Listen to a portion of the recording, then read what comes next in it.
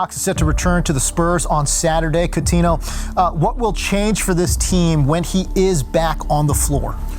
Listen, he's so smart as a player. He's a one-man fast break. Yep. So I think when it's half-court set, because he's watched the game, with San Antonio this year, I think he'll be fine in the half-court set. But then now it gives the team another element of easy buckets on the fast breaks. Something changed the moment De'Aaron Fox stepped back onto the floor for San Antonio. The crowd felt it, the players felt it, and the Spurs looked like an entirely different team. After weeks of surviving without their all-star guard, Fox's return instantly gave this young roster something it had been missing all season: control. The offense suddenly had rhythm, the spacing made sense, and for the first time in months, it felt like the Spurs had a true closer. From the opening minutes, you could tell this was a new chapter. Fox didn't just slide back into the lineup, he took command of it. He played with that same calm aggression that's defined his rise over the years. It's that rare combination of speed and poise that very few guards in the league can match. His first game back, 24 points on 9 for 14 shooting, 3 assists, and a steal in 30 minutes, and that's after going scoreless in the first quarter. Once he got comfortable, it was over. Step-back threes, mid-range floaters, a coast-to-coast pull-up jumper off a missed shot. Every time he touched the ball, the energy in the arena shifted. Then came the play Spurs fans had been waiting for. Wembanyama drew a double team in the post, spun, and kicked it right back to Fox on the perimeter. Fox set his feet, rose up, and drilled the open three. In that instant, the connection everyone had dreamed about, the Fox-Wemby duo, came alive. It wasn't just a bucket, it was a glimpse into what this team could become. For months, Spurs fans have been asking the same question: what's missing? The defense was already elite, ranking among the top 7 in the league.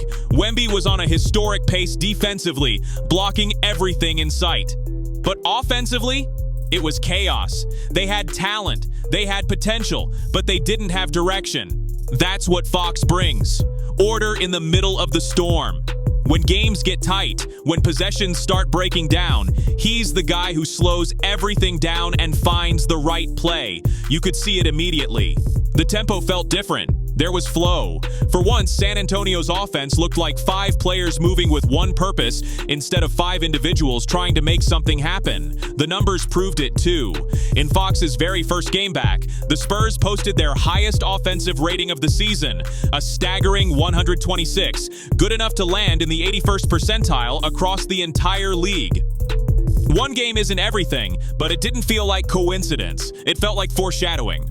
But just as San Antonio was regaining its rhythm, the rest of the NBA was quietly working on a different problem: figuring out Victor Wembanyama.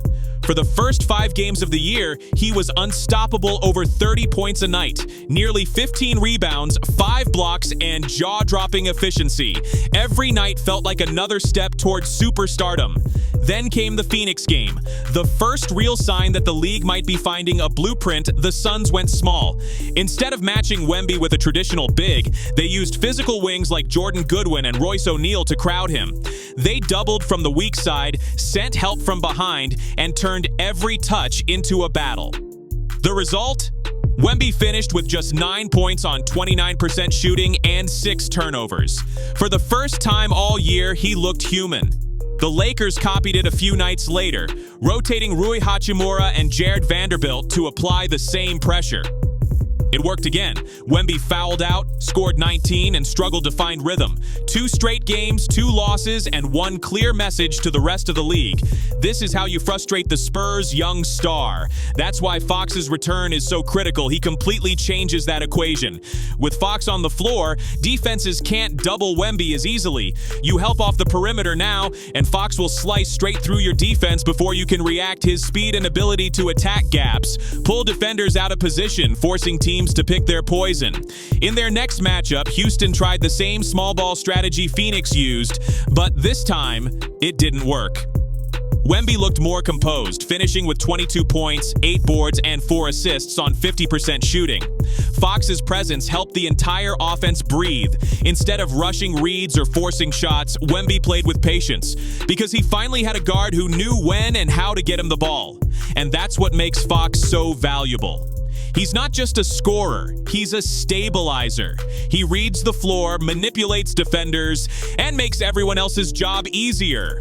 When Fox controls the tempo, Wemby doesn't have to fight through double teams on every possession.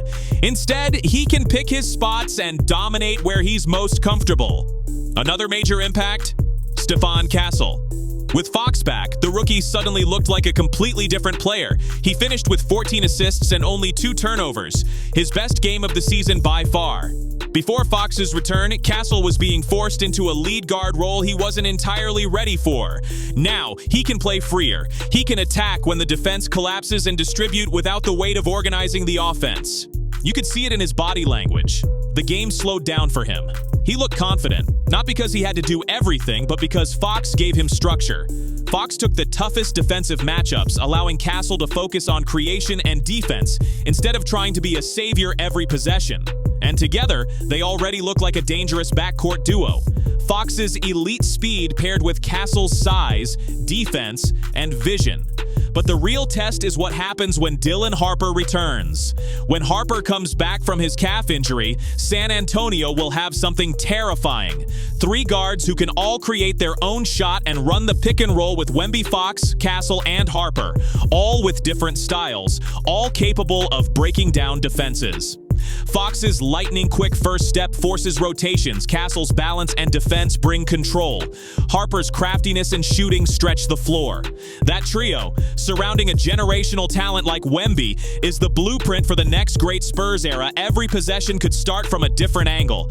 Every pick and roll could come from a different playmaker.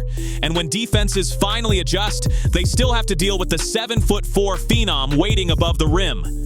Once that chemistry develops, it's over. Fox's experience blends with the raw talent of 2 rising stars, and suddenly, the Spurs offense looks like a nightmare for anyone trying to keep up. Even before Fox came back, this team's defense was already elite. They ranked 7th in defensive rating and were holding opponents to one of the lowest shooting percentages in the league. But the numbers get even crazier when you isolate Wemby's impact. When he's on the floor, the Spurs allow 29.4 fewer points per 100 possessions compared to when he sits. That's not just good. It's historically absurd. Add Fox into that mix, and you've got something even scarier. He takes the toughest guard assignments, applies pressure at the point of attack, and turns defense into instant offense. When he locks in, the Spurs can go from getting a stop to scoring at the other end in seconds. That's the beauty of this new version of San Antonio. You balance. They have defensive discipline, offensive creativity, and now a leader who knows how to close. It's the complete package. At the start of the season, the Spurs looked like a team still figuring themselves out. Flashes of brilliance mixed with long stretches of inconsistency. But that's what makes this turnaround so powerful.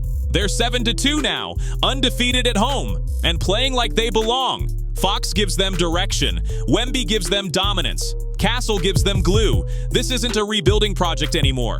It's a foundation being built right in front of our eyes. The offense has rhythm. The defense has identity.